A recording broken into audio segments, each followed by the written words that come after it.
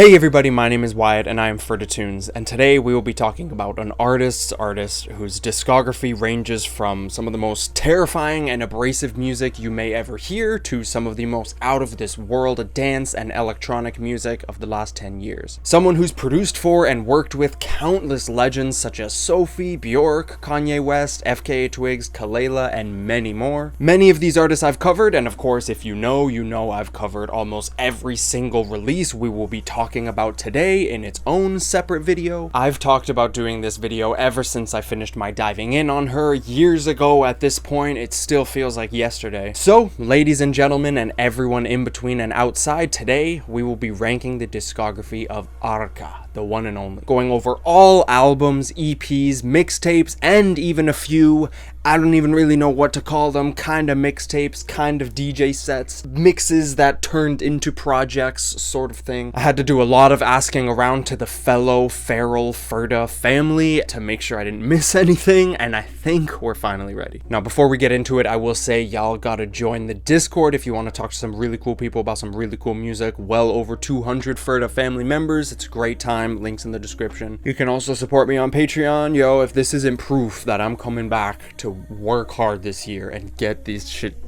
Also, before we get into it, I decided to not include Madre and Fetiche on here because I feel like they're a little bit more just singles with some alternate versions rather than full-blown EPs. I hope we can be on the same page about that. Also, the Rikiki Bronze instances, remixes, because, yeah, to say Arca's discography is vast is an understatement and a half, so I want to say this is purely my opinion. Almost all of these projects from number 12 to number 1 are fucking fantastic, and especially once we get into the top 10, god, they are just all so close in quality to me. This was easily the hardest discography ranking I've had to do on the channel. If you put a gun to my head and made me rank these and put them in an order, this would be it. I've been working on and off on this video for years now, like I said, so please, let's have some understanding on this one, and I want to emphasize, I beg you, let me know what you think, what you agree with, disagree with, drop your whole ranking in the comments.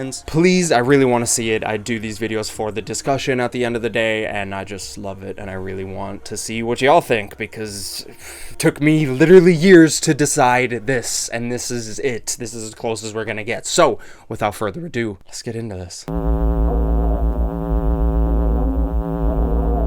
Something had to go at the bottom, right? I mean, this is a really solid mix, but I feel like, especially listening to it now, it feels like a trailer for the Kick series more than anything. I gave it a few tries, but it just doesn't flow that well to my ears. It starts off really rough, and this is the only Arca project that I can say I don't really have any desire to come back to. This is still very clearly Arca drowning in her influences, which isn't really a bad thing. She was obviously actively evolving her sound. It's very interesting to hear her in such a, I want to say, primitive state while still producing some really cool, really interesting songs in the process. I don't know if some people are going to be pissed that this is so low. I got a ton of comments to dive into this one, and I just never got around to it. I do appreciate this tape, but I can't lie, the more I listen to this, the less I get out of it. Sheep is a very interesting listen, and it's especially worth checking out for the fans, but personally, in the end, I just see this as a bit of a murkier or perhaps alternate ideas for a lot of the sounds that ended up on Mutant. It starts and ends really well, but I just don't really care about it all that much in the grand scheme of things. I'm sorry. This is basically Berenfoyal condensed into a short EP with a lot of fat trimmed, maybe a bit too much, but this is still an extremely tight and solid EP, especially for the times. And most of these songs I still fuck with. It's just real short and sweet. Another great EP from the time when Arca was still constructing her world of sound. A lot of experimental hip-hop on here that is really dope, but I just don't think she was at that level yet to make something in this field that would really stick with me. But there is a second installment, you know what I'm saying? This may be a hot take, but Entrañas really grew off of me, to be honest. I gave it one last chance just a day or two ago on a late night walk, and there's 2 or 3 songs here that I love, I think are amazing, but I can't lie, most of this tape to me is what I thought Mutant was at first. Very impressive sound design and creativity, but it's just sort of like needlessly disturbing. A lot of moments on this very short tape, frankly, just scare the shit out of me. And there's quite a few moments across her discography that does that, but for some reason here, it just feels, I don't want to say pointless, but I just don't really get into it like that. It's still a very good tape all around. Again, it's very impressive. This one is just not really for me. In a way, I personally enjoy Stretch 1 a little bit more, but Entrañas, again, it's very impressive sound design and effects. It's like a horror movie for your ears. It's really a shame that this one is so low because it is so good, but we're already at that point in her discography where all this shit is just amazing. I really love this project so much. Stretch 2 was essential for me getting into Arca because when I decided to do the Diving In series, I had no real idea if I was actually going to enjoy what I was diving into. As much as I was intrigued by Stretch 1, the second installment just threw my expectations out the window, just sat on my lap and stared at me dead in the eyes and said things that I cannot repeat because family might be watching. It's a great EP, immensely interesting experimental hip-hop and electronic wonky sounds all over here. And I'm still very glad I started with the 2 stretches while getting into her because, again, it's just perfect for easing you into her discography if you do plan on going chronologically, because even her debut album can be a bit too much for some. Maybe her second most underrated project for me. Ampersand was the perfect blend of the experimental hip-hop styles of Stretch while still toying with some of the sounds that she would swan dive into on Zen and Mutant, still being, especially for Arca, a very accessible listen. Some of these songs, to put it frankly, just slap. Straight bangers on here with enough twists and turns to still weird you out and keep you entranced in her underworld of sound. This is a great fun and it's just a perfect tape to just toss on if you're not sure what to listen to and you can just bump and just kind of get woozy and lost in the haze. Also, as much as I love the song, I will never be able to hear Waste normally after being pre-tainted by this classic meme. In the barbershop, man.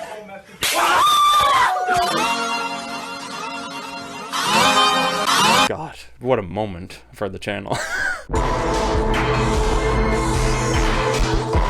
I know, I can't believe this one isn't higher either. Like, the infamous 1 hour long single mix from her, and what can I even say about it? It's exactly what you would expect a 1 hour song from her to sound like. Endlessly contorting with twists and turns seemingly every minute, ambient breathers that drill into your skull, noisy bangers, even some hip-hop beats and synth passages here and there that are low-key some of my favorite moments in her whole discography. The beat at the 12-minute mark, Maron, she could have gave that to fucking Yeezus. An essential listen for any Arca fan, obviously, and a vastly interesting step for her, and it came at the perfect time, in my opinion. Oh, mommy, baby, let's go, mommy, let's roll, mommy. I don't know how many of you just like, whoa!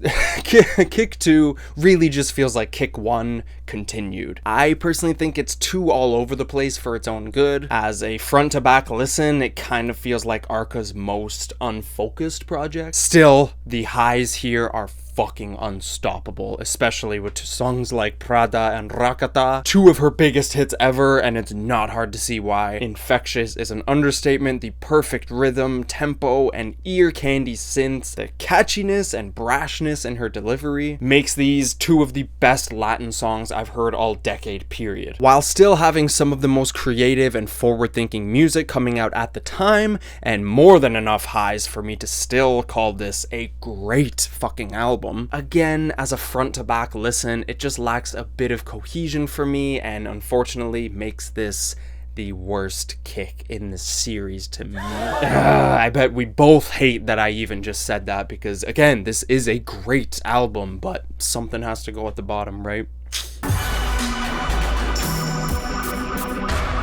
I remember seeing somebody on Rate Your Music say that Arca's debut album feels like an alien life form that feels unsure of itself. I think they meant that in a good way because it really stuck with me, because on her first full-length album you get a lot of sounds that she's been building up on with the EPs and tapes, but you can tell she just put her whole soul into this. Looking back on it, it sounds like she was almost overwhelmed with the amount of sonic ideas in her head and wanted to just make this one a beautiful mess. And I promise I mean this in such a good way, because this is a personal favorite of mine. Zen front to back feels so alien and so natural at the same time. Maybe not human, but very conscious. Like, it's very sentient music.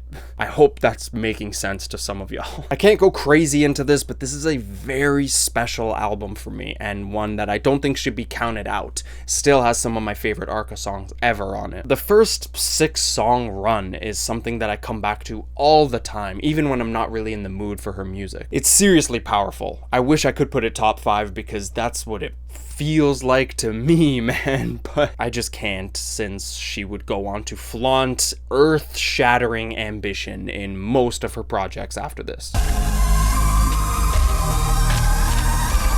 Yeah, obviously I don't think Kick 4 is the best, but it's actually, like, personally my favorite Kick album, I think. Again, one of the ones I return to most in her discography. Does that make sense? It does to me. There is a very solid handful of songs on here that I would argue are like in her top 10 songs ever, to be honest. The sound of this entire album just speaks volumes to me. I've always loved that huge, serene electronic soundscapes that you hear on Alien Inside and Lost Woman Found. I think Xenomorph Girl, Lost Woman Found, and Boki Floha are some of her best songs ever. Like, easily top 10 for me. I personally don't understand the slack that this album gets, like, whatsoever. Ever since it came out, it seemed like it was just sort of unanimously decided that this was the most lackluster in the Kick series, and no, you're all fucking wrong. Because I've just never been able to wrap my head around that. To me, this is easily the most beautiful that Arca Soundscapes has ever been. It's just massive, tear-jerking, psychedelic beauty. This witch is so seductive. Kick 1 may forever be the best introduction into Arca's discography, and I think a lot of us can agree on that, especially at this point in her career. Looking back, it even feels like an amalgamation of her entire discography before and after this album, condensed as much as you can into this 40-minute project. Of course, she switched up her sound a lot on here and signaled a whole new era, especially coming after her self-titled album. This really feels like a rebirth. I think it's fair to say this is her most versatile album, period, which helps make it that essential listen, and so great for beginners just trying to get a good taste of her. Some days it feels a little bit too scattered, and some days some songs fall a little bit shorter than others for me, but most days this is a front-to-back killer display of Arca as a creative force. Not just in experimental, abstract, electronic music, but in art, pop, dance, and Latin music as a whole. She puts all her cards on the table on this album, and it is a royal flush from the mother toilet. Fuck, why did I know? I actually had fire there, and I fucking ruined it. Kick 5, Arca's pretty much full-blown ambient album, and the latest album at the time of recording this, the finale to the Kick series. It took me a while to see how special this was. It really finds strength in its delicacy. My favorite songs on here are some of the most quiet songs she's ever made, and Crown as a closer is god-level artistry to me. Just a career-defining, life-affirming song that is easily one of her best ever. And if you're hardcore and listen to all the kicks in a row and then you finally get to this last moment, it is just pure blissful serenity. And this whole album really just feels like being laid up on a late night, just staring into the stars and getting lost. I've grown to appreciate how vulnerable this moment was as well for her career. Releasing all these Kick albums so close to one another and having this be the finale, it's bold for her to go so subtle in ending arguably the most ambitious moment in your career so far, but it pays off magnificently. The songs that features her vocals here sound like the most comfortable she's ever sounded singing on record, and the minimal sound design here gives it the perfect amount of space. It's Arca's most pure, beautiful, and awe-inspiring album to me. Kick 3 is a relentlessly undeniable display of her talents, which feels as chaotic as it does seamless for her at this point. The various influences and sounds from classic electronic music here is so sneakily layered into it, while this whole album feels like it is being ripped apart vein by vein with her bare hands. In light of making something so uniquely her while clearly showing off her skills and knowledge in a way that is, again, undeniable. Another album that just feels very much like Arca, or at least another side of her. Fuck. The reason this gets put so high, I think it's frankly just because how absolutely fucking batshit insane it sounds. This shit rocks my world every time I listen. It's visceral, chaotic, energetic, daring, and kinda sexy too. From the first minute to pretty much the ending, this is the electronic music equivalent of standing in the middle of a blazing wildfire. This whole album feels like, and I can't believe I'm saying this, but it feels like Arca dominating you. And I won't get into details there, but yeah, this is a very exciting album.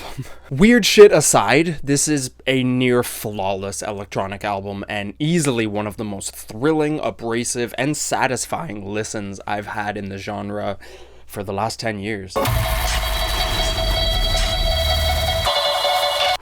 I did not expect this when I was halfway through writing this video a year ago. I said at the very end of my diving into Mutant video that this album feels like a violent purging of demons or trauma. There's something overwhelmingly cathartic about most of these songs here that really leave me feeling like I just exorcised demons. And I can't emphasize that enough. For me, it is the most crucial and immersive part of the Mutant experience. It is an extremely heavy, very intimidating listen for practically its whole hour runtime. But I've grown to appreciate this album even more than I listen to it because of how chaotic it is. The vast soundscapes and collages on this thing are just epic, to put it frankly, mind-blowing. The close-eyed visuals I get on some of these songs are just endless, abstract, intergalactic spaces with prisms and patterns, and just the width of these sounds just seems to go on forever, which makes it that much more intimidating to listen to, but it also makes it infinitely more rewarding the more you can sink into it and understand it. In my diving in video, I really emphasized that this is not something that I would return to often, and I'd still say that's right, but I have come back to it plenty more times than I thought I would. And when I started working on this video, I really knew I had to run it back like at least a dozen times just to make sure I really got it all, and I think we're as close as I'm ever gonna get. Even I remember diving into it and people telling me like, yo, this is my go-to study music, and I'm like, how can you possibly listen to something like this casually? And that was until I was doing a bulk of the writing here about a year ago when I was working in a kitchen and I had one earplug in and I was running this motherfucker on repeat, and I just found myself constantly like mystified. This is just endlessly impressive, and I'd argue one of the most raw albums in the history of electronic music.